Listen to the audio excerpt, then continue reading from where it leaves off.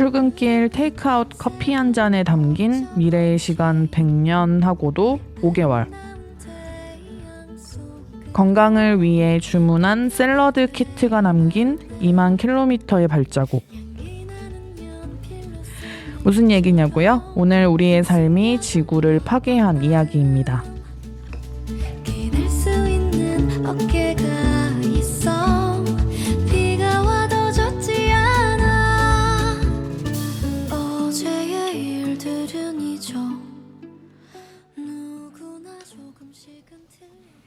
네, 안녕하세요. 오긴의 이야기 함께하는 월간 오긴의 박유리입니다. 네, 안녕하세요. 월간 오긴의 한수진입니다. 네, 안녕하세요. 월간 오긴에 함께하고 있는 오긴의 이야기 함께하고 있는 헷갈렸습니다. 네, 오긴의 이야기 함께하고 있는 월간 오긴에도 독자로서 함께하고 있는 그렇죠. 네. 이예수 PD입니다. 오늘 만나서 반가워요. 네, 반갑습니다. 네, 벌써 9회가 되었어요. 그러게요. 근데 저 사실 체감하기로는 한 15회쯤 된 것 같은데 9회밖에 안 됐구나. 아니, 이럴 수가. 15회나 됐으면 네, 놀라운 일이네요. 네, 아무튼 그렇네요. 그렇습니다.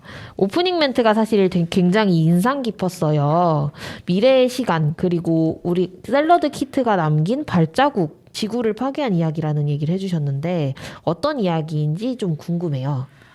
일단 우선은 우리가 쓰고 있는 플라스틱이나 그 외 쓰레기 문제를 한번 좀 생각해보자라는 취지에서 이런 오프닝 멘트를 준비했고요. 그 쓰레기가 썩는 데 걸리는 시간과 탄소 발자국 이야기를 좀 먼저 하고 싶어서 이렇게 소개를 먼저 드렸습니다. 네, 다들 쓰레기 썩는데 되게 오래 걸린다는 건 알고 계시죠? 종이컵이 20년 이상 걸리고 플라스틱은 100년 이상 걸린다. 학자에 따라서는 500년 이상 걸린다 이렇게 보기도 하고요. 일반 종이 같은 것들도 5개월 이상 걸리고 캔류도 100년에서 500년 이렇게 걸리는데 우리가 근데 사실 이렇게 오랜 시간이 필요한, 그러니까 완전히 자연 상태에서 분해되는데 이렇게 오래 걸리는 물건들을 되게 많이 쓰고 있잖아요. 사실 우리가 지금 남은 인생 동안 플라스틱을 쓰지 않는다고 해도 우리가 그쵸, 이거 생각하면 너무 웃긴 것 같아요. 우리가 남은 인생 동안 플라스틱 쓰지 않는다고 해도 그동안 써왔던 게 너무 많아서 우리가 죽기 전까지 우리가 쓰고 남은 플라스틱은 여전히 지구에 남아 있게 됩니다. 물론 이제 실제로는 요즘은 소각을 많이 하니까 그쵸, 맞아요. 이렇게 매립을 하진 않는 상황이니까 물론 공중으로 분해돼서 타서 사라지기는 하죠. 근데 그 과정에서 이제 만들어지는 여러 가지 탄소 배출이라던가 이런 문제들이 여전히 많고요. 그리고 탄소 발자국 같은 경우는 쉽게 말하면은 어떤 물건이 생산되고 소비되는 과정에서 발생하는 이산화탄소 양을 이제 발자국에 비유한 그런 수치거든요. 그래서 그런 이야기들을 좀 함께 우리가 생각해 보면 좋겠다라는 생각이 들어서 이렇게 이야기를 준비하게 되었습니다. 네. 여기 보면은 한국인이 배출한 탄소의 양이 진짜 많은 것 같더라고요. 네, 한국 같은 경우는, 우리나라 같은 경우는 일단 기본적으로 우리 한국 사람이 사용하는 플라스틱을 비롯해서 쓰레기 배출량이 굉장히 많은 편인데 그런 비유들 하거든요. 한국인처럼 살면 지구가 2.5개 필요하다. 네, 그런 얘기를 해요. 그러니까 일단 우리 한국의 이 라이프 스타일이 굉장히 지구가 감당하기 어려울 정도로 무분별한 낭비와 이런 소비가 함께 하고 있다. 이런 내용으로 이해를 하시면 될 것 같아요. 근데 저희가 앞서서 이제 탄소 발자국 얘기를 잠깐 하면서 또 같이 또 언급해야 되는 얘기가 그 탄소 발자국은 이제 인터넷으로 검색을 해보시면 더 이제 실제로 이게 실생활에서, 그러니까 내가 생활하면서 배출하는 탄소 발자국 양이 얼마나 되는지 그렇죠. 이런 것들을 좀 확인을 할 수 있는 대략적으로 확인할 수 있는 그런 사이트들이 있거든요. 그런 것들을 확인해 보시면 아마 쉽게 이해를 하실 수 있을 텐데 사실 수입산 농산물로 인한 탄소 배출량에 대해서는 네. 한국에서는 아직 이걸 특별히 조사를 했다거나 어떤 기준이나 정확한 측정치가 없는 상태예요. 우리나라 굉장히 FTA부터 시작해서 온갖 무역 협정을 맺다 보니까 그 수입산 농산물이 실제로 되게 많이 들어오고 있고 그리고 내가 안 먹고 싶어도 먹을 수밖에 없거든요. 왜냐하면 식용유, 맞아요. 뭐 간장, 막 이런 거 다 뭐 GMO 얘기는 뒤로 미루고 일단 수입산 농산물로 만들어지다 보니까 나는 수입산 농산물 안 먹어라고 해도 사실은 안 먹고 살기가 너무 힘든 거죠. 네. 그런 상황에서 우리 모두가 알게 모르게 탄소 배출을 엄청나게 많이 하고 있는 거고, 근데 아직 정부 차원에서 이런 것들을 좀 측정한 건 없는 상태라 이건 좀 결이 다른 얘기긴 합니다만 이제 농업이나 농장 분야에서도 이 부분을 좀 제대로 연구할 필요가 있겠다 이런 말씀도 같이 드리고 싶습니다. 네. 오늘 우리가 쓴 플라스틱은 얼마나 될까요? 오늘 얼마나 많이 쓰셨나요? 저 지금 펜을 들고 있는데 이것도 플라스틱이죠. 네, 그리고 또 플라스틱이 뭐가 있죠? 엄청나게 많을 텐데 칫솔 네. 플라스틱이죠. 그리고 뭐 아침에 만약에 도시락을 싸다니시는 분들 계시면 거기도 플라스틱이 있을 거고요. 그리고 뭐 일회용 컵을 쓰셨다면 거기도 플라스틱이 있죠. 그렇죠. 그리고 우리가 많이 쓰고 있는 요새 많이 사실 생필품이 되어버린 마스크. 네. 네, 이런 것들도 다 플라스틱 소재들이라고 맞아요. 생각하시면 되거든요. 저희가 입고 있는 옷도 플라스틱으로 많이 만들었다고 들었는데 맞아요. 플라스틱입니다. 엄청나게 많아요. 네, 저희 뭐 안경 쓰시면 이것도 플라스틱이죠. 다 해당되는데요. 네, 우리? 렌즈 끼면 플라스틱이죠. 그렇죠. 머리끈 이런 거 다 플라스틱이죠. 머리끈은 쓰지 않았네요. 엄청나게 많습니다. 그렇죠. 진짜 플라스틱 아까 한국인이 얼마나 많이 쓰냐라고 얘기를 했는데 당장 내가 쓰는 것만 생각을 해봐도 아 진짜 플라스틱 많이 쓰긴 한다 이런 생각이 드는 것 같아요. 네, 일상에서 이렇게 주변을 이렇게 보면 플라스틱이 안 들어간 데가 없죠. 네. 뭐 사실 기적의 화합물이기도 한데 문제는 우리가 굉장히 이걸 잘못 사용하는 바람에 지구가 너무나 심각하게 파괴되고 있다는 거 우리가 좀 기억을 해야 될 것 같습니다. 네. 네. 다양한 그 수치들을 또 적어 오셨는데 혹시 네. 얘기해 주실 요거는 게 뭐 있나요? 네. 따로 뒤에서 혹시 또 언급할 일이 있으면 같이 네. 얘기를 해보면 좋겠다 해서 이제 참고용으로 제가 적어왔던 거였고요. 그렇군요. 네, 뭐 그러면- 말씀하신 김에 이제 얘기를 한다면 네. 한국인이 아까 말했잖아요. 그 생활 네. 쓰레기도 엄청나게 많이 배출하고 있고 이 쓰레기를 많이 배출한다는 얘기는 결국 탄소 배출이 엄청나게 많다는 얘기거든요. 네네. 이게 2019년 기준으로 우리 한국인 1인당 그 연간 배출량이 12톤 정도가 돼요. 네. 네, 이게 세계 2위, 3위 수준이거든요. 미국 다음으로 많거나 혹은 중국 다음으로 많다 이렇게 생각하시면 됩니다. 근데 인구수로 따지면 그쵸. 훨씬 적은데. 네, 그래서 제가 아까 말씀드린 게 이제 한국인처럼 살면 지구가 2.5개 필요하다 이렇게 말씀드린 거거든요. 우리가 엄청나게 많이 그러니까 필요 이상으로 지금 계속해서 쓰고 있다는 걸 이제 단적으로 보여주는 예시이고요. 네.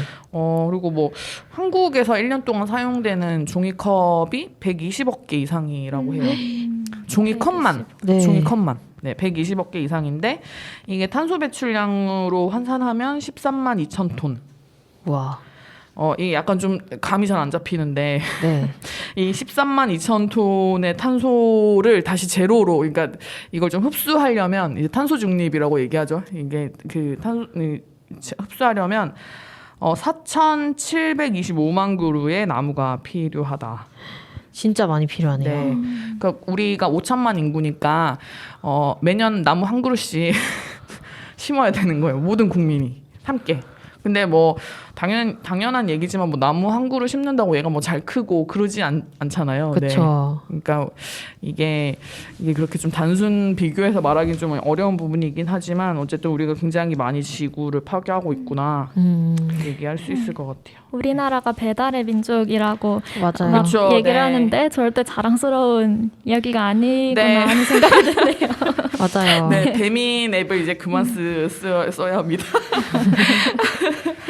그리고 뭐 최근에는 그 비건이 또 되게 또 핫한 키워드 중에 하나잖아요. 그쵸. 그래서 뭐 샐러드 같은 걸 먹는다거나 이제 건강을 위해서기도 하지만 이제 탄소 배출 이런 것 때문에 육식하는 것보다 채식이 더 좋다 이래서 이제 채식을 하시는 경우 많은데 이것도 간과하시면 안 되는 부분이 수입산 농산물, 수입산 채소를 쓰는 경우에는 이게 굉장히 많은 탄소 배출을 발생시키거든요. 네. 뭐 예를 들자면 우리가 흔히 좀 알고 있는 것 중에 하나가 왜 소고기가 탄소 배출 많다고 네. 탄소 발자국이 길다 이제 많다 이렇게 얘기하는데 필리핀산 바나나를 먹는 게 더 많습니다. 네, 국내산 육류를 소비하는 것보다 그 필리핀산 수입 농산물, 그러니까 이 바나나를 먹게 되면 사실 비건의 의미가 어떻게 보면 좀 없는 거죠. 그러니까 수입산 농산물을 먹지 않는 것도 되게 중요한 그 생활 속의 환경 실천 방법이라고 얘기할 수 있을 것 같아요.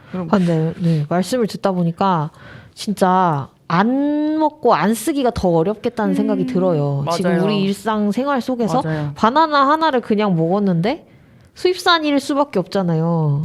진짜 되게 뭔가 실천을 하기 위한 많은 노력이 필요할 것 같습니다. 네, 저는 이것도 뭐 언젠가 뭐 오기내에서 또 뭔가 다루면 좋겠다라고 계속 막연하게 생각하고 있는 얘기긴 한데 그 지금 상황에서 우리가 이렇게 방금 말씀하신 것처럼 이 일상 속에서 실천하는 게 너무 힘들다라는 얘기가 결국은 우리가 뭔가 자급하는 생활을 맞아요. 잃어버린 거, 자립이 사실상 불가능한 상태인 것, 그렇죠? 우리가 지금 다 각자 자립하고 있는 것처럼 느껴지지만 실제로 보면 우리 자립하지 못한 거잖아요. 그렇죠. 우리 다 스스로 돈으로 뭔가 해결해야 우리 되거나. 스스로 할 수 있는 게 사실 별로 없어요. 그렇죠. 다 돈으로 뭐 돈 주고 뭘 사야지 할 수 있는 삶이 돼버렸는데 이런 것들이 그 지구를 파괴하고 환경을 파괴해버린 일 중에 하나이기도 해서 그런 네. 부분들에 대해서도 사실 좀 고민이 필요할 것 같아요. 네. 어쨌든 이걸 어쨌든 실천을 하기 위한 여러 움직임들도 분명 존재하는데요. 제로 웨이스트라는 얘기가 좀 흔하게 들리긴 하는 것 같아요. 그건 어떤 이야기일까요? 네, 제로 웨이스트는 요새 또 유행이기도 해서 되게 많이 들어보셨죠. 그쵸. 그렇죠. 근데 많이 라디오 들으시는 분들도 뭐 한 번쯤은 들어보셨을 텐데 각자가 사실 제로 웨이스트에 대해서 어떻게 생각하는지도 한번 좀 이야기를 나눠보면 좋겠다 이런 생각이 들거든요. 이제 제로 웨이스트라는 거는 어쨌든 쓰레기, 쉽게 말하면 쓰레기 없애기, 쓰레기를 버리지 않는 거 이걸 네. 이제 얘기하는 건데 각자들은 좀 제로 웨이스트 유행을 좀 처음 접했을 때 좀 어떠셨는지 얘기를 한번 좀 들려주시면 좋을 것 같습니다.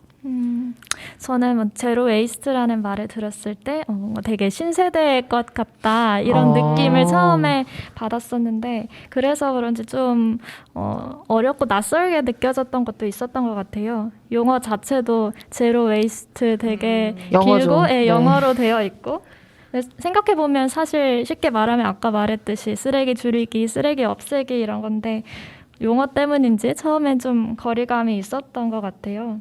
그러면서 제로 웨이스트 하시는 분들 얘기 들어보면서 낯설지만 나도 언젠간 따라가야 할, 실천해야 할 분야다 이렇게 생각을 많이 했던 것 같습니다. 저는 처음에 제로 웨이스트란 얘기를 들었을 때는 진짜 맞다. 우리 생활이 이렇게 쓰레기가 너무 많으니까 이런 실천을 하는 게 필요하긴 하겠다라는 생각을 먼저 했었고 두 번째로는 너무 막 유행처럼 얘기가 되니까 이것도 또 다른 소비 문화 같은 느낌이 들긴 했어요. 실제로는 쓰레기를 덜 쓰려고 노력하시는 분들이 원래부터 있었잖아요. 어딘가에는 있는데 이게 물론 이렇게 얘기가 되면서 다들 동참하게 되는 측면도 있겠지만 한편으로는 또 너무 제로 웨이스트 샵 같은 게 생겨서 거기서 또 소비를 하고 이러지는 않나라는 걱정도 되긴 했던 것 같아요. 누리님은 어땠나요? 맞아요. 저도 좀 동의하는 부분인데 저도 요즘 이렇게 제로 웨이스트가 너무 유행으로만 이제 좀 머물고 있지 않나 이런 생각이 들고 왜 제로 웨이스트를 해야 될까? 네, 제가 방금 마이크를 쳐서 왜 제로 웨이스트를 해야 될까에 대해서는 사실 좀 고민이 없는 부분도 분명 있는 것 같고 그리고 이렇게 유행 이라고 느끼는 부분이 또 어떤 부분이냐면 이 뭐 아시는 분들도 느끼신 분들도 계시겠지만 이 제로 웨이스트 직전에 MZ 세대에서 뭐가 유행이었냐면 미니멀리즘이 맞아요. 유행이었어요. 그래서 그 미니멀리즘 한다고 또 겁나 많이 갖다 버렸거든요. 맞아요. 뭔지 아시죠? 네. 무인 양 뭐 약간 그런 제품들 그 가져다 산다고 그 막 그렇게 뭐 되게 깔끔한 그런 것들로 집을 인테리어 한다고 있던 거 다 버리고 새로 채우고 그니까요. 그게 사실 미니멀리즘 유행이었거든요. 그게 한참 있다가 이젠 제로 웨이스트 한다고 하는데 그 제로 웨이스트를 한다면서 또 계속 뭔가를 파는 거예요. 그니까요. 제로 웨이스트를 하기 위한 장바구니를 팔고 제로 웨이스트 하기 위한 무슨 뭐 손수건 팔고 근데 사실 그거 찾아보면 집에 다 있던 거거든요. 맞아요. 손수건도 집에 있는 가지 수건 같은 거 써도 되고 장바구니는 그냥 집에 있는 아무거나 에코백 써도 되는 거고 뭐 에코백 얘기가 나와서 말인데 에코백 참 집에 수십 개 있지 않습니까? 맞습니다.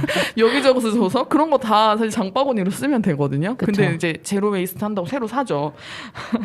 이런 것들이 환경에 대한 관심이 분명히 좀 높아진 부분도 분명히 있긴 한데 동시에 여전히 이걸 이용하는 그러니까 쉽게 말하면 자본이 이걸 이용하는 거죠. 기업들이 이걸 이용해서 유행처럼 만들고 그래서 무언가를 계속 결과적으로는 계속 뭔가 또 소비하게 만드는 경우가 너무 많은 것 같다. 그래서 좀 걱정이 되는 부분도 사실 조금 있는 것 같아요. 근데 진짜 공감되는 게 그 미니멀리즘 한다고 다 진짜 버리고 그쵸. 내가 이게 작게 살기 위한 맞아. 뭔가를 사고 맞아, 지금 맞아. 말씀하신 것처럼 맞아.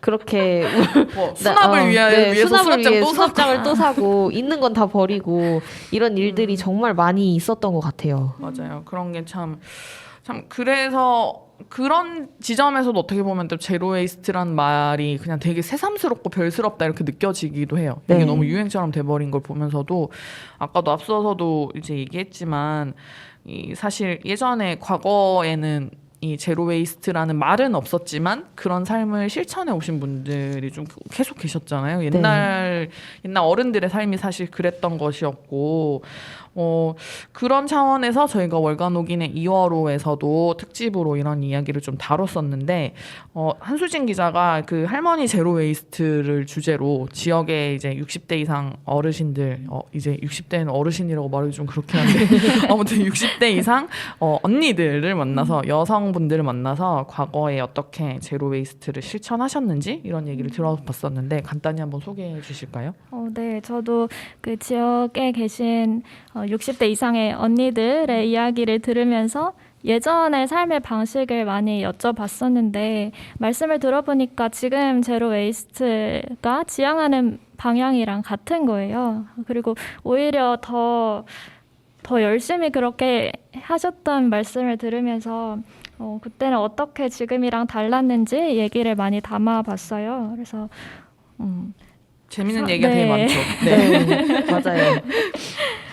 예를 들어서 화장실에는 지금은 휴지를 쓰지만 예전에는 더 예전에는 나뭇잎으로 좀 쓰시기도 했고 지푸라기를 쓰시기도 했고 또 지금은 세제를 다 사서 쓰지만 그 대신에 잿물을 쓴다거나 우리가 지금 샴푸나 이런 바디워시 같은 것도 다 비누로 해결했던 얘기를 들으면서 진짜 지금 생필품이라고 하는 게 생필품이 아니구나 이거를 네. 많이 느꼈습니다. 맞아요. 사실 필요 없어도 사실 좀 살 수 있는데 그거 없으면 안 되는 것처럼 그쵸, 그쵸. 계속 그렇게 살아왔던 것 같아요.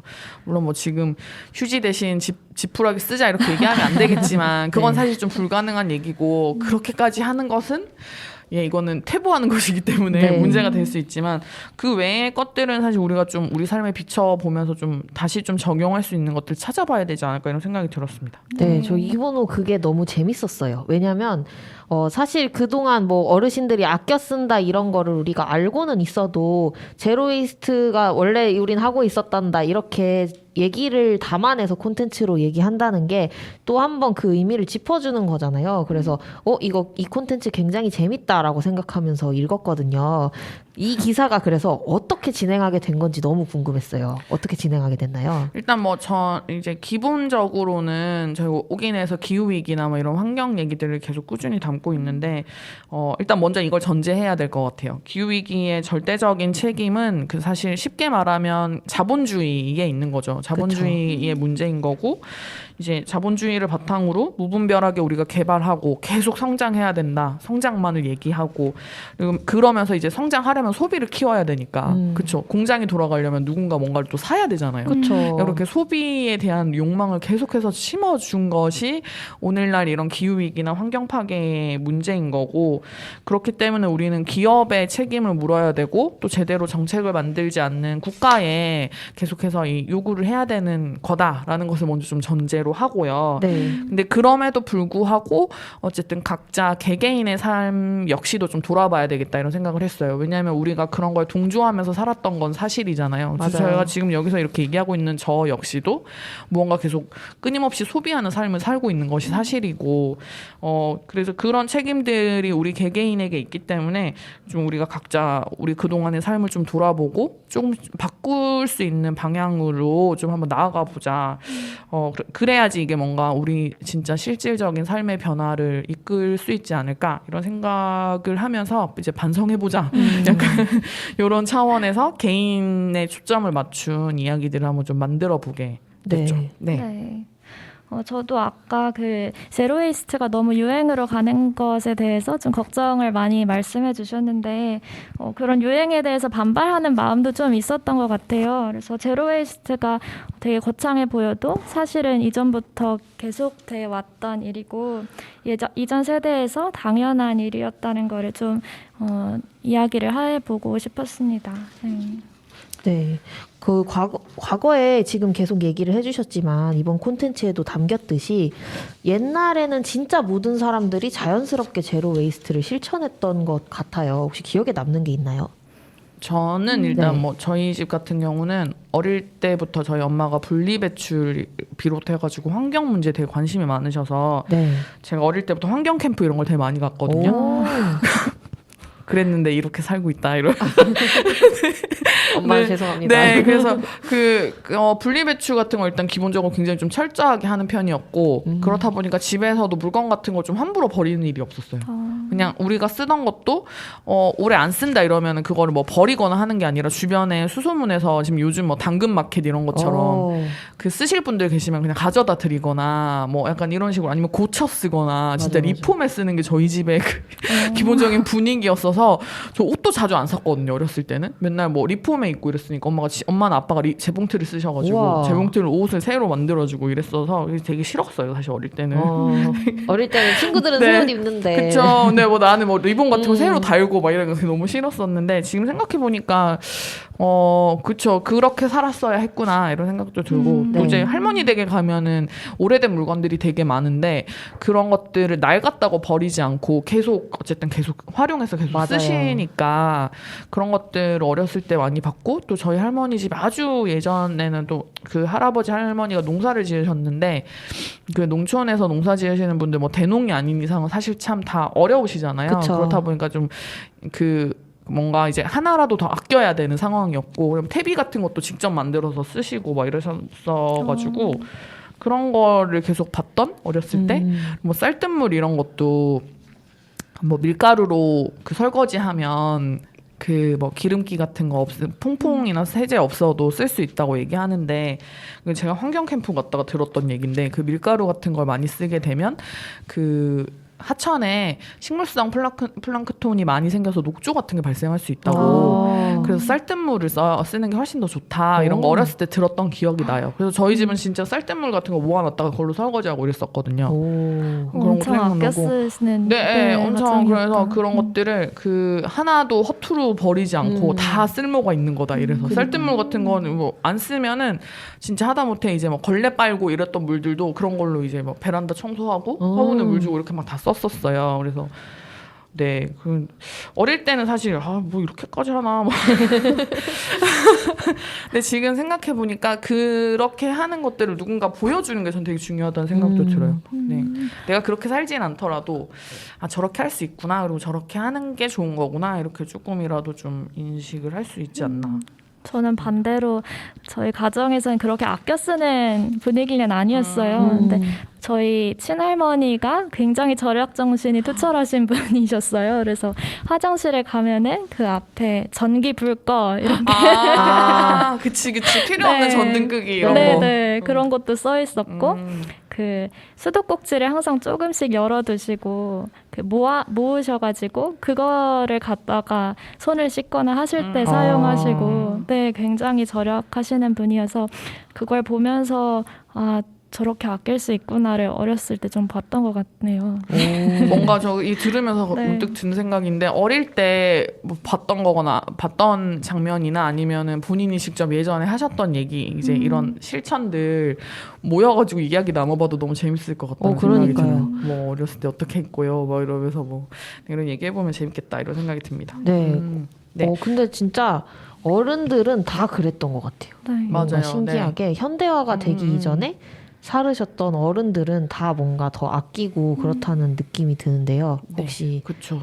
네. 그게 뭐 사실 그때는 되게 가난했고 지금처럼 자원이 막 이렇게 넘치는 상황이 아니었으니까 하나라도 더 아낄 수밖에 없는 분명 그런 시대적인 배경도 있었을 것 같고 그리고 그거는 그런 시대적인 배경에서 기인한 건지 아니면 그분들의 삶이 그렇게 생태적이어서 그런 건지는 잘 모르겠지만 그렇다 보니까 굉장히 환경에 대한 예의 이런 게 네. 분명히 있으셨던 것 같아요. 저 할머니 집에 갔을 때 아직도 그냥 어린 제 눈에 너무 신기했던 게 뭐냐면 그 옛날 시골집은 부엌, 그러니까 이제 부엌도 따로 있긴 하지만 그 설거지하고 이런 이제 그 수도가 밖에 있잖아요. 네. 근데 거기에 뭔가 끓인 물이나 이런 걸 버리셔야 될 때 물 내려간다고 외치고 이렇게 물을 버리셨거든요. 네. 아니, 그게 되게 약간 미신 같은 거일 수도 있지만 그 뭐라고 해야 되지? 그게 저희 할머니 집만 그런 건 아니고 제가 나중에 뭐 커서 좀 다른 책 같은 거 보다가 봤던 거였는데 그게 옛날 우리 어르신들의 문화 중에 하나였고 그게 일종의 어떤 거냐면 어쨌든 내가 뜨거운 물을 버리게 됐을 때 그런 수로 통해서 뜨거운 물이 이렇게 나가게 되면 거기 살고 있는 뭐 미생물이 됐든 아니면 뭐 다른 생물이 됐든 뜨거운 것에 놀랄 수 있잖아요. 그쵸. 그러니까 어쨌든 그렇게 경고를 하는 거라고. 그게 물론 효과가 없더라도 네. 그러니까 그렇게 우리가 자연을 존중하는 그런 삶의 태도들이 기본적으로 있었다고 네. 그렇게 설명해 놓은 거 나중에 언젠가 한번 봤던 기억이 있거든요. 근데 진짜 네. 공감되는 게 근데 그 말씀하신 내용들이 아까 말한 말 중에 삶이 생태적이어서 그랬다라는 얘기를 하셨잖아요. 우리가 계속 자본주의화되고 자급자족이랑 멀어질수록 자연스럽게 그런 고민들을 좀 안 하게 되는 것 같아요. 맞아요. 그게 기본적으로는 그러니까 뭐 내가 이걸 버리는 행위가 그냥 버리고 끝나는 게 아니라 이게 지금 내 주변에 살고 있는 나 말고 다른 생명에게 어떤 영향을 미칠까를 항상 그걸 항상 생각했기 때문에 그런 행동들이 나오는 거 아닐까? 저는 그런 생각도 들었어요. 네. 다시 좀 얘기로 돌아가서 네. 네. 혹시 이번에 오긴의 2월호에 실린 제로 웨이스트 특집을 보면서 혹은 취재를 하면서 또 특히 기억에 남는 이야기나 뭐 취재 뒷얘기라고 할까요? 그런 것들이 있으시다면 나눠주시면 좋을 것 같습니다. 네, 제가 처음에 군서면 하동리로 경로당을 찾아갔었는데 여기에서 뵀던 전정리 할머님이 말씀을 되게 재밌게 해주셨어요. 그 말씀 중에서 할머니께서 급식실에서 일하면서 겪었던 말씀이 좀 기억에 남는데 그때 자두가 급식으로 이렇게 나왔는데 학생들이 그 자두를 먹지 않고서 바로 이렇게 버리는 학생들이 많았다고 하시더라고요. 네, 근데 그래서 그 할머님이 그 모습을 보면서 자두가 정말 맛이 없나 보다 이렇게 생각을 하셨대요. 근데 나중에 쉬는 시간에 그 간식으로 자두가 나왔는데 그렇게 달고 맛있었다고. 네, 그렇게 맛있는데도 뭐 귀하게 생각하지 않고 버리는 걸 보면서 그쵸. 마음이 참 아팠다 그 말씀을 해주시는데 저도 학생 때 그랬던 것 같다는 생각이 들면서 반성이 되더라고요. 맞아요. 이래서 네. 사실 우리가 식농교육이라고 하죠. 이런 게 진짜 필요하다. 이런 안 먹을 생각도 건 듭니다. 바지를 말지, 그죠? 네, 근데 갑자기 배가 고프네요. 네. 저희 그러면 노래 한 곡 듣고 다음 이야기도 다시 이어가도록 하겠습니다. 어떤 곡이죠? 이진아의 또또또를 함께 듣고 오실까요?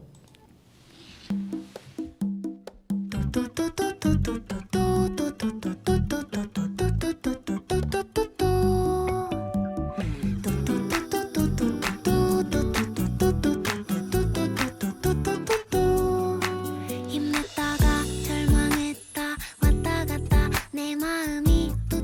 움직이네. 쓸데없는 이 반복을 멈추고 싶어. 나도 정말 피곤하네. 모르겠어 내일의 나는 더 이상 고민 안 할래. 소용없어 딱 마음 먹고 밥도 먹고 힘내서 두려움을 멈출 거야.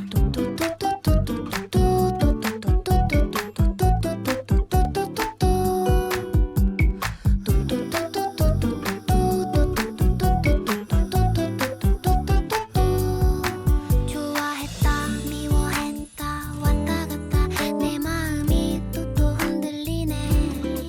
사랑은 어떻게 생겨 먹었길래 이렇게 또 괴롭히네. 모르겠어 내일의 나는 더 이상 고민 안 할래. 소용없어 나 너에게 내 마음을 보여줄래. 걱정은 또 멈출 거야. 두려움은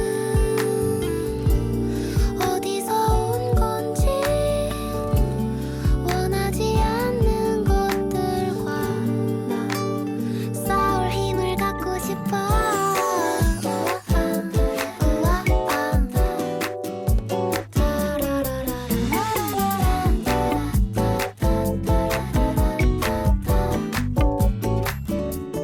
모르겠어 내일의 나는 더 이상 고민 안 할래.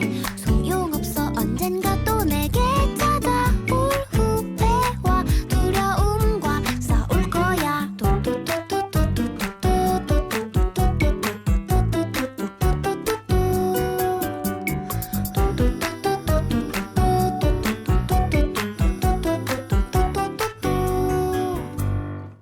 노래 좋은 것 같아요. 저 이진아 노래 좋아하는데 네. 네, 이거 오랜만에 사실- 들으니까 네, 역도요정 김복주 OST인데 저도 좋아하는 노래입니다. 네.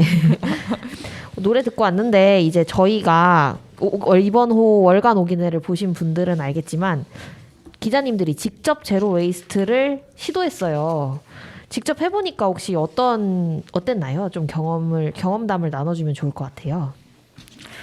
저는 그 재래시장에서 비닐봉지 받지 않고 장보기를 좀 실천을 해봤는데 처음에 재래시장으로 선택한 이유는 그래도 제일 농산물이 원 모습을 볼 수 있는 곳이 재래시장이라고 생각을 해서 여기에서 물건을 비닐봉지만 받지 않으면 괜찮겠다는 생각이 들어서 그렇게 실천을 해봤는데 네, 진짜 가보니까 포장돼 있지 않는 그대로 이렇게 놓여 있더라고요.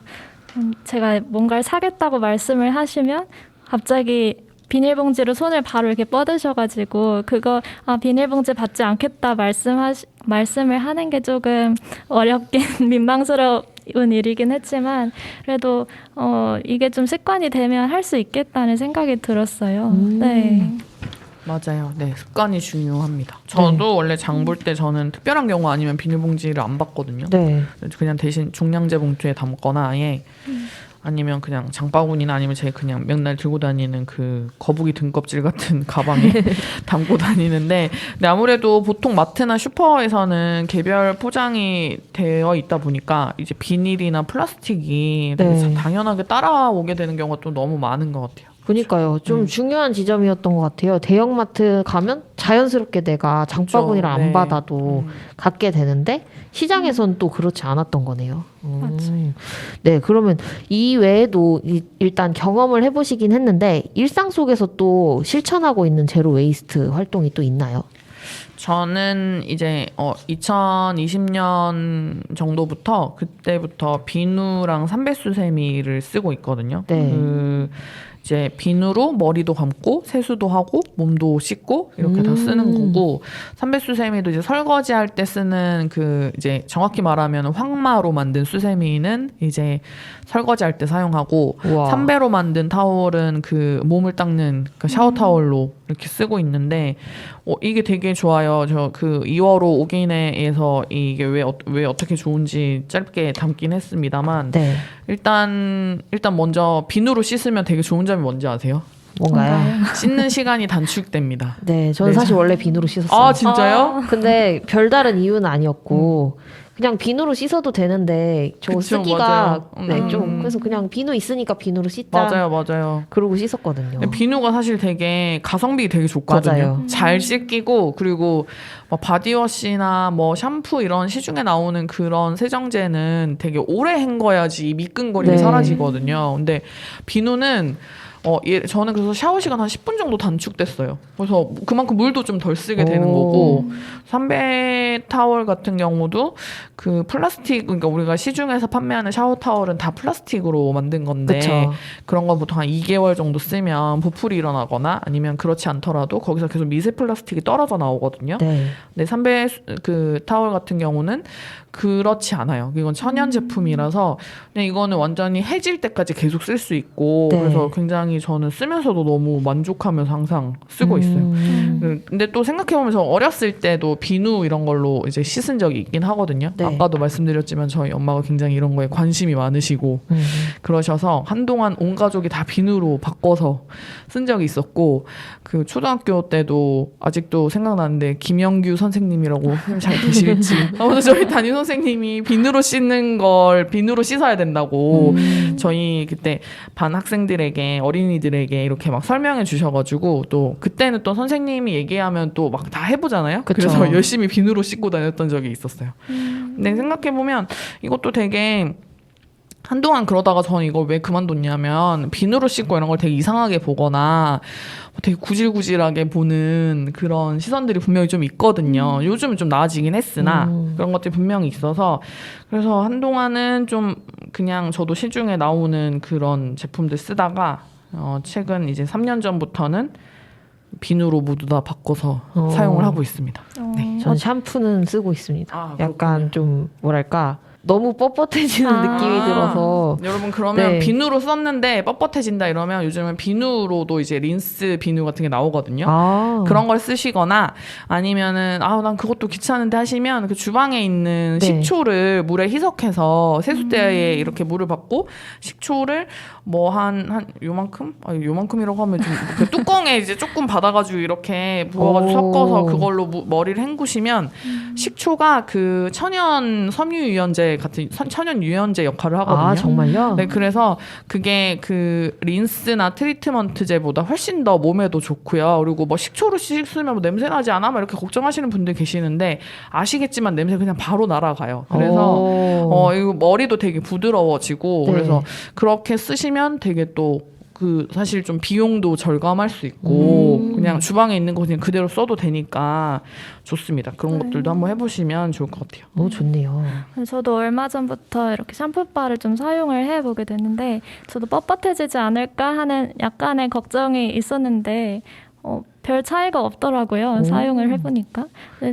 다만 좀 아쉬웠던 거는 이게 생각보다 머리를 이렇게 막 문질러서 네, 써야 되다 보니까 시간이 조금 더 걸렸던 것 같아요. 네, 일반 샴푸보다. 아니면 네. 비누망 같은 거 쓰시면 네. 비누망에 넣어서 쓰면 거품이 더 잘 나거든요. 오. 그래서 그렇게 써도 네, 좋습니다. 편리합니다. 뭔가 대단한 시도들인 것 같기도 해요. 네. 어떻게 보면 뭔가 작지만 대단한 네, 시도라는 느낌이 듭니다. 네, 특히 비누는 그냥 슈퍼 가서 이렇게 구하기 되게 좋은 제품들이 많거든요. 그래서 또 저렴하기도 하고요. 그래서 맞아요. 꼭 한번 집에서 한번 도전해 보시라고 말씀드리고 싶어요. 보이는 라디오로 보시는 분들은 아시겠지만 누리 기자님 머릿결이 굉장히 부드럽죠. 아, 네. 저요? 네. 아, 그런가요? 부드러워 보입니다. 저는 네. 사실 예전부터 이제 굉장히 그 개털로 유명했는데 그거는 염색을 해서 네. 그런 걸로 네. 어쨌든 네 뭔가 새로운 시도들을 해보는 게 굉장히 의미가 있는 것 같아요. 그러면 이 외에도 또 우리가 할 수 있는 활동들이 있을까요? 일상 속에서 실천하는 방법은 진짜 많을 것 같고요. 그냥 네. 앞서서도 계속 얘기했지만 쓰레기를 버리지 않는 게 제로 웨이스트니까 그냥 있는 물건 다시 쓰는 거. 그리고 주변에 혹시 이제 아나바나 운동 같은 거 있죠. 그쵸. 네, 아껴 쓰고 나눠 쓰고 바꿔 쓰고 다시 쓰는 그런 것들을 좀 할 수 있는 것들이 뭐가 있을까 계속해서 좀 일상생활에서 눈여겨보고 해야 될 필요도 있을 것 같고요. 그리고 사실 일회용 비닐봉투 같은 것도 그냥 계속 쓰면 그 다회용이거든요. 네, 저 계속 써요. 그쵸. 맨날 네. 아침에 그 봉지에 그 점심 먹을 용기에 들어있는 그쵸. 뭐 그거랑 네. 수저랑 보온병 해가지고 가지고 오거든요. 봉지 다시 가지고 가서 다시 쓰고 한 몇 회차 여러 차 네. 썼다. 그럼 그거에 쓰레기 담아서 버려도 되거든요. 그렇죠. 그래서 비닐봉지가 굉장히 일회용 비닐봉지 사실 굉장히 튼튼한 편이라서 맞아요. 얘네 사실 뭐 맨날 들고 다닌다고 해도 1년 넘게 쓰실 수 있을 거예요. 맞아요. 아마. 맞아요. 그래서- 할머님들도 다 이렇게 씻어서 쓰신다고 그쵸. 네, 그래서- 말씀하시더라고요. 그래서 저도 네. 집에서 이렇게 뭐 지퍼백이나 아니면 크림백 같은 거 있죠. 그런 것들 뭐 더러워지면 만약에 헹궈서 씻어가지고 말린 다음에 다시 쓰려고 하고 오. 있고요. 그렇게 쓰면 그거 사실 계속 쓸 수 있거든요. 그래서 그렇게 버리지 않는 게 진짜 중요한 것 같아요. 뭐 내가 오늘부터 난 제로 웨이스트 실천할 거야 이러면서 도시락 가방 사고 이러면 진짜 의미 없거든요. 네, 사지 말고 그냥 네, 사지 말고 있는 거 쓰는 게 집에 있는 그래서 거. 네, 그게 제일 중요할 것 같습니다. 네, 그런 점에서 또 로컬 푸드 이용하는 것도 참 네. 중요한 친환경 실천 방법 중에 하나인 것 같고 네. 옥천에서 구입할 수 있는 물건은 옥천에서 가능한 사는 거. 뭐 마트나 그러니까 뭐 외지에 있는 뭐 쇼핑몰에 간다거나 하는 건 좀 저는 요즘 좀 계속해서 사실은 코로나 이후에 계속해서 아예 안 나가고 있거든요. 네. 그래서 그리고 뭐 인터넷 쇼핑몰 같은 걸 쓰는 것도 이제 예전보다 좀 적게 쓰려고 계속 노력하고 있고요. 뭐 맞아요. 그렇게 좀 하는 것도 필요할 것 같아요. 네. 수진 기자님 어떠신가요? 우리가 뭐 할 수 있는 거 아까 다 말씀해주신 것처럼 새로 사지 않고 있는 거 잘 쓰기가 제일 중요할 것 같고 또 여러 가지가 있을 것 같네요. 뭔가 네. 살림 해보고 싶다고 아, 네네. 그런 얘기도 했었는데 네. 네. 저는 지금 가족이랑 살고 있어서 제가 모든 분야를 살림을 할 수는 없지만 직접 해보는 기쁨이 참 크겠다는 생각이 이번 취재하면서 들었어요.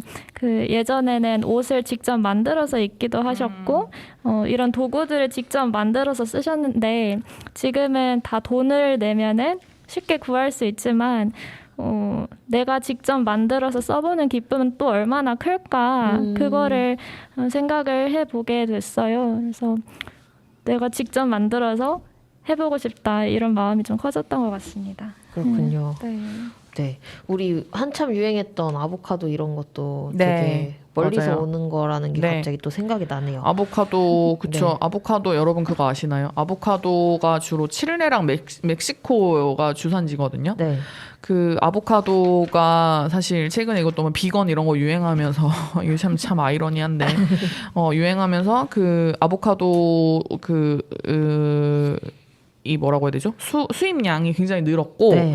그렇다 보니까 당연히 현지에서도 재배를 많이 하게 돼서 뭐 멕시코나 칠레 이런 데서는 이제 있는 살림을 다 태우고 아보카도 밭으로 바꾸거나 그리고 또 문제는 아보카도가 이 물을 굉장히 많이 먹는 식물이에요. 맞아요. 그래서 그렇네요. 그 지역의 지하수를 다 고갈시켜서 정작 동네 그 칠레와 멕시코에 사는 주민들은 안 그래도 좀 더운 나라고 이런데 물이 없어서 물 부족으로 굉장히 좀 고통을 받게 되는 상황들 그리고 그렇다 보니까 또 아보카도가 또 이제 멕시코, 칠레 이런 데서 오다 보면 1만 킬로미터 이상 이제 이렇게 걔들이 배를 타고 오거든요. 네. 근데 그 과정에서 발생되는 탄소 배출 굉장히 많고 어쨌든 좀 이런 부분들 우리가 좀 많이 기억을 해야 되겠죠. 그게 뭐 아보카도만 그렇겠어요. 예전에는 초콜릿이나 이제 카카오, 커피 이런 것들이 또 문제가 됐었고 그런 지점에서 네. 팜유 이런 것들도 굉장히 문제죠. 네. 그 제가 최근에 보고 있는 지구에 대한 의무라는 책을 제가 지금 최근에 읽고 있는 책인데 그 책에 보면 이런 얘기가 사실 되게 상세하게 나와요. 그래서 네. 굉장히 얇은 책이라서 혹시 관심 있으신 분들 꼭 한번 읽어보시라고 저 지금 말씀을 드리고 싶습니다. 네.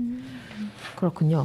우리가 진짜 근데 말씀하신 거 들으면서 느낀 게 사실 한국인들이 소비량이 그렇게 많다고 아까 앞에서도 얘기를 해줬잖아요.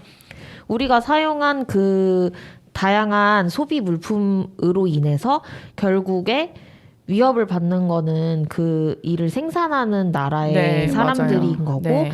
기후 위기를 일으킨 거는 또 자본을 많이 사용하는 사람들이 더 많이 기후 위기를 일으켰는데 당장에 날씨가 갑자기 급격하게 변화했을 때 영향을 받는 건 또 그런 시설들이 잘 되어 있지 않은 나라의 사람들일 그쵸. 거잖아요. 네. 그래서 우리 한국인으로서 우리 책임이 정말 크구나. 네, 맞아요. 라는 생각이 한국은 들어요. 이제 이런 기후 위기 문제에 있어서 이제 그렇게 좀 기후 위기 가해국을 이제 중심국이라고 부르기도 하고 이렇게 뭐 방금 말씀드린 칠레나 멕시코 혹은 그 외에 아프리카 대륙의 어떤 제3세계들 이런 곳들을 이제 주변부라고 보통 이렇게 표현을 하는데 주변부를 착취해서 중심부들은 계속 부유해지고 그리고 먹고 살기 좋아지고 편리해지고 있는데 결국 그 결과로 그러니까 우리 편리한 삶의 결과로 또 한 번 주변부에 계속 피해를 가하고 있는 그래서 우리가 지금 그 부분은 사실 좀 항상 기억해야 될 것 같아요. 우리가 지금 한국 사회에서 먹고 마시고 숨쉬고 있는 모든 이 활동이 그 내가 모르는 제3세계 어떤 나라의 누군가를 굉장히 착취하고 있는 그리고 그런 결과로서 내가 이 편리한 삶을 누리고 있다는 거 이거 좀 기억을 해야 될 것 같습니다. 편리라고 말씀해 주셨는데 진짜 우리가 편리한 것은 그 이전에 정말 많은 어려움이 있었기 때문에 우리가 편하다는 거를 좀 많이 기억해야 할 것 같아요. 맞아요. 네. 누군가 어쨌든 누군가는 우리가 편리한 만큼 누군가는 굉장히 힘든 삶을 살고 있다. 이거 기억해야 될 것 같습니다. 네. 얘기를 듣다 보니 앞으로 또 취재를 겪으면서 또 연결지어서 해보고 싶은 활동들도 있을 것 같아요. 저는 예전부터 한 몇 년 전부터 플라스틱 어택 너무 해보고 싶었거든요. 그래서 제가 예전에 해수 PD님한테 같이 플라스틱 어택 해보지 않겠냐고 네, 맞아요. 동네 슈퍼 가서 해보지 않겠냐고 막 이렇게 얘기했었는데 근데 사실 이거 혼자 하는 게 혼자 하거나 이제 손수가 하면 너무 튀는 행동이고 이래서 진짜 이거는 동네 정서에 안 맞을 것 같아서 너무 알겠습니다. 못했는데 같이 하시죠. 좋습니다. 네. 제가 사실 밖에 외출이 요새 잦지 않아서 그거를 하러 나가는 것 자체가 조금 어렵다라는 생각을 했지만 같이 해보도록 하죠. 좋습니다. 그리고 한편으로는 또 우리 냉장고 파먹는다 이런 표현 쓰잖아요. 그 식재료 새로 사는 게 아니라 그냥 집에 있는 식재료 다시 좀 활용하는 방법들.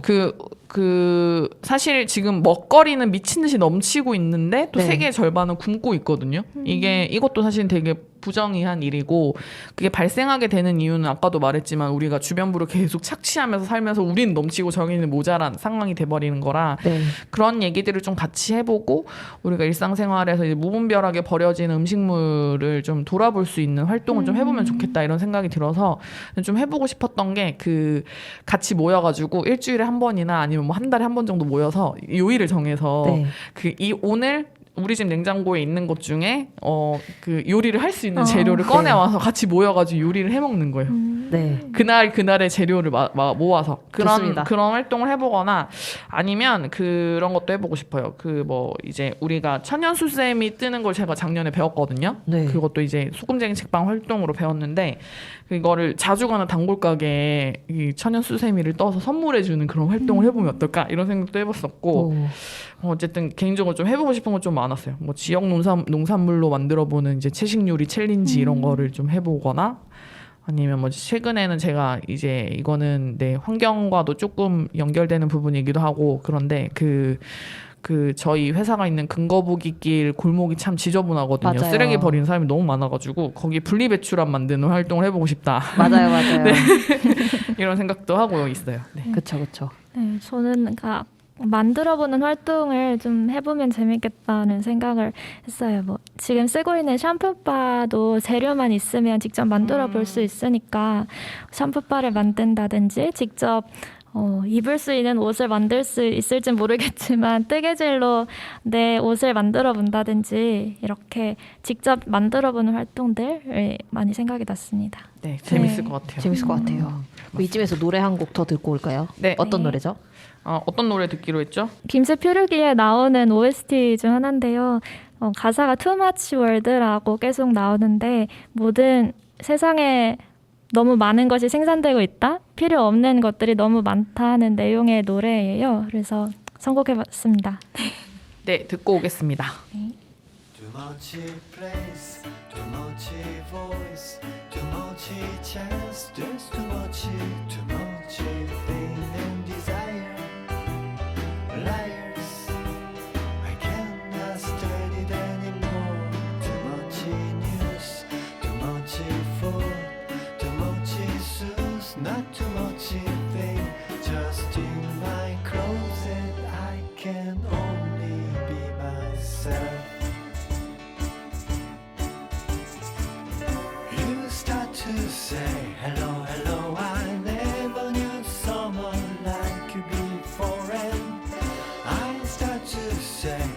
Hello, hello, how can't you be by my side?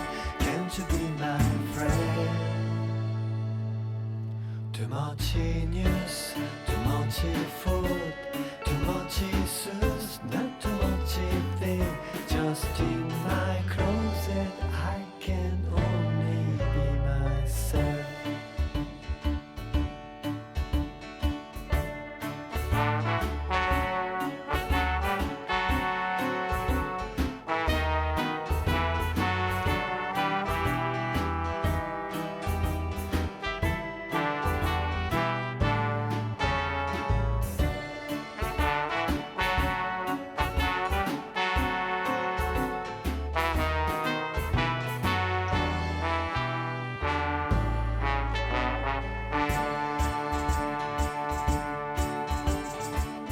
You start to say hello, hello. I never knew someone like you before, and I start to say hello, hello. How can't you be by my side?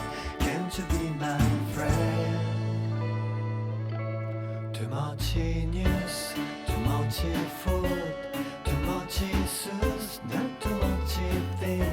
Just in my closet, I can only be myself.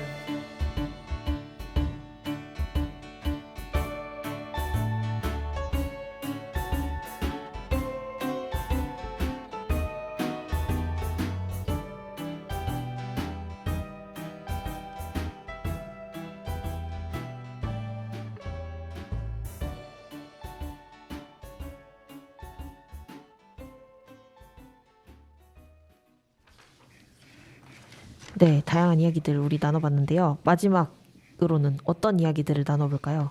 진짜 제로 웨이스트를 하려면 어떻게 해야 될까? 근데 이렇게 좀 답이 없는 얘기일 수도 있는데 이런 얘기를 나누면서 좀 맞춰보려고 합니다. 그 분리배출 얘기를 아까 앞서서도 해드렸는데 요즘은 학교에서 그런 거를 안 배우는 것 같긴 합니다만 제가 어렸을 때 초등학교 때는 이게 아파트 단지에서도 엄청 대대적으로 반상회에서 맨날 얘기하시고 맞아요.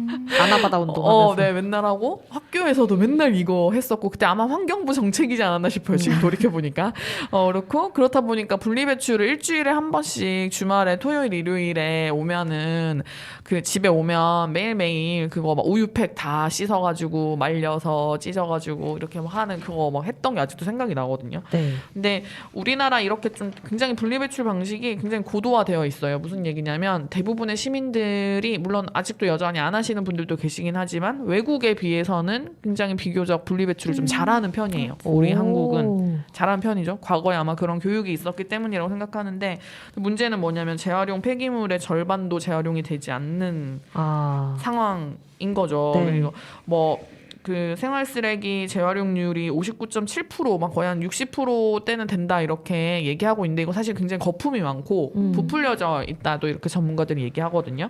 실제 재활용률은 30%도 안 될 것이다 이렇게 봅니다. 왜냐하면 그게 그 재활용 그 분리수거장에 가서 거기서 또 폐기되는 것들이 또 생기기 때문에 네. 분명히 좀 이게 아주 정확하게 수치로 잡히지 않는 부분들이 되게 많고요. 또 우리는 민간 그 수거하는 그 네. 선별하는 업체가 거의 한 70% 정도 된대요. 전체 그 수거장에 비해서. 네, 그런 상황인데 그렇다 보니까 이게 정확하게 수치상으로 잡히기 어려운 부분도 있고 네. 그래서 그렇다 보니 실제로는 50% 60%까지 되지 않을 것이다 이렇게 보고 있고요. 그래서 이 얘기에서 사실 우리가 알 수 있는 거는 그거죠. 결국은 폐기물을 배출하지 않는 게 사실 제일 좋은 제로 웨이스트구나 이렇게 또 볼 수 있지 않을까 싶고요. 또 수진 기자가 이번에 그 취재하면서 생활 폐기물 발생량이나 이제 재활용 폐기물 발생량 이런 것들도 같이 좀 확인해봤는데 수치가 어떤가요?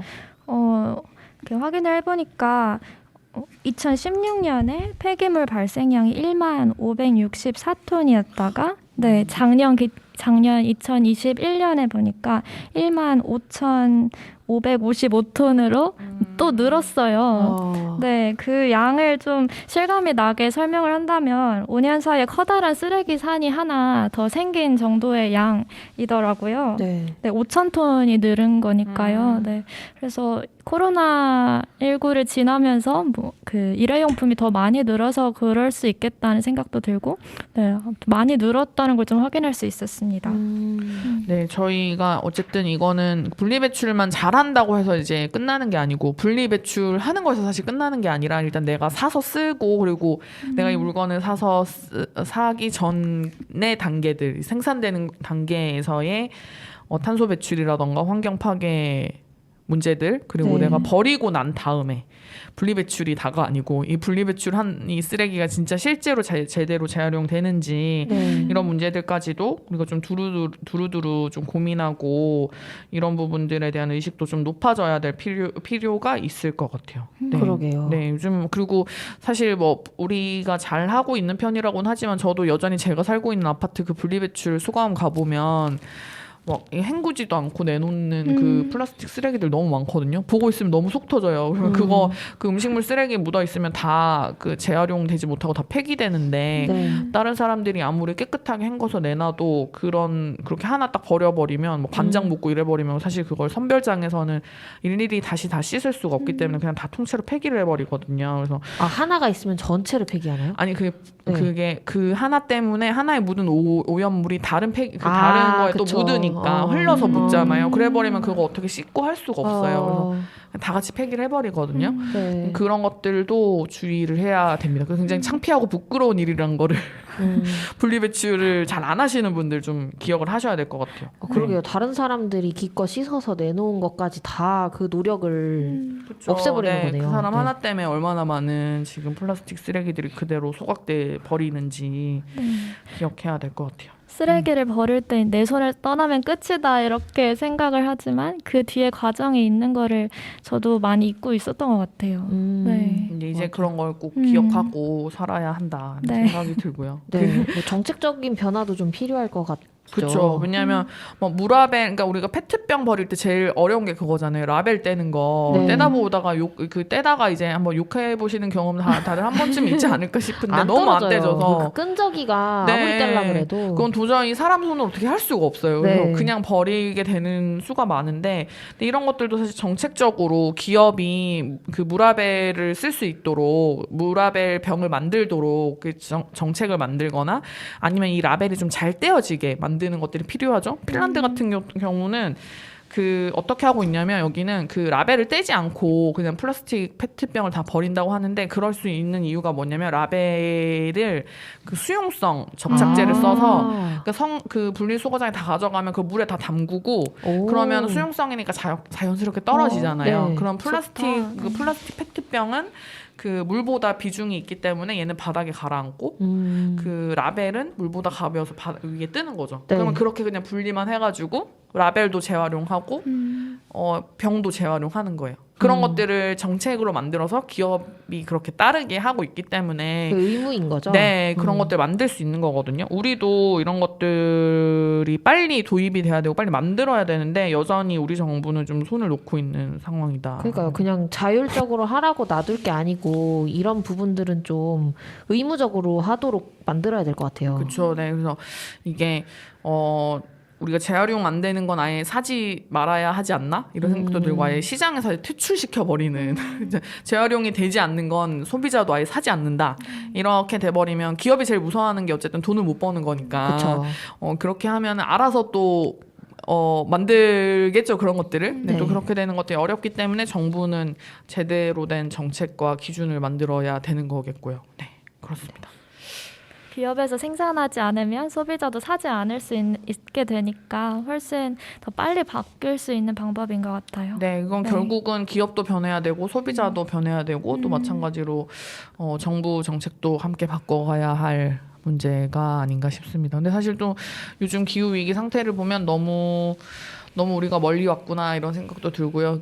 그렇지만 우울해하지 말고 뭔가 근데 또 바꿀 수 있도록 나아가야 되겠죠. 네. 네, 오늘 얘기 나누면서 사실 1시간이 너무 부족하지만 다음번에 또 한 번 더 이야기를 하기로 했어요. 이게 이번에 월간 오긴의 특집으로 꽤 분량이 많게 다뤄졌어요. 네, 다른 특집 때보다 조금 더 좀 볼륨이 있는 네. 편이었고 저희가 다다음 주 2주 후 방송에서는 농산물과 관련한 그러니까 우리가 농촌이다 보니 농산물 얘기를 또 빼놓을 수 없을 것 같아요. 그쵸. 그래서 이 농산물 로컬푸드 이야기와 함께 무포장 로컬푸드 매장은 실현이 불가능할까? 이런 얘기를 한번 좀 같이 나눠보려고 합니다. 오, 저도 오늘 얘기 나누면서 많이 배운 것 같아요. 그리고 약간 다시 한번 내가 얼마나 쓰지라는 걸 생각해 보게 된 것 같습니다. 혹시 어떠셨나요?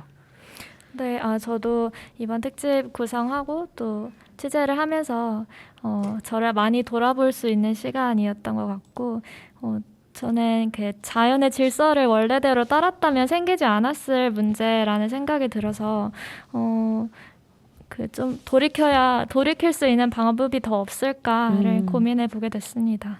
네. 맞아요. 우리가 근데 그런 얘기 하잖아요. 모르는 게 약이다. 뭐 이런 얘기 하는데 이 문제에 있어서는 모르는 건 약이 아니라 모르는 건 죄다 이런 생각이 들고요. 네. 그래서 우리 좀 알기 위해서 더 많이 공부하고 좀 나서서 행동하고 실천해야 되겠다. 또 이렇게 생각을 하게 되었어요. 네. 오늘 방송은 또 여기서 일단 마무리를 하고 할 얘기 되게 많을 텐데 그쵸? 네. 저희는 오늘 여기서- 항상 시간이 모자란 네, 항상 시간이 방송입니다. 모자라다. 그래서 시작할 때는 뭐 얘기하지? 시작했다가 끝났네. 네. 그래서 오늘 얘기 재미있게 나눠봤고요. 또 다음에 또 관련해서 또 이야기 나눌게 되겠죠? 네. 그럼요. 또 다음에도 또 제로 웨이스트 혹은 기후 위기 우리 환경과 관련한 이야기 또 재미있게 나눠볼 수 있으면 좋겠습니다. 저희는 네. 다음 방송에서 또 다시 찾아뵙겠습니다. 마지막 곡은 뭐죠? 마지막 곡은 리틀 포레스트 OST인 걷는 마음을 선곡해 봤습니다. 네, 그럼 마지막 곡 들으면서 이번 시간 마무리할게요. 다음 시간에 또 만나요. 네, 또 만나요. 감사합니다. 아무것도 들지 않은 빈 두 손 느린 걸음에 마음은 느슨해져만 가네. 어느새 높게 자라난 무성한 기억의 숲을 이리저리 그 사이를 건네. 지나가는 동네길 고양이 잡을 수 없는 지난 날처럼 손살같이 사라져. 그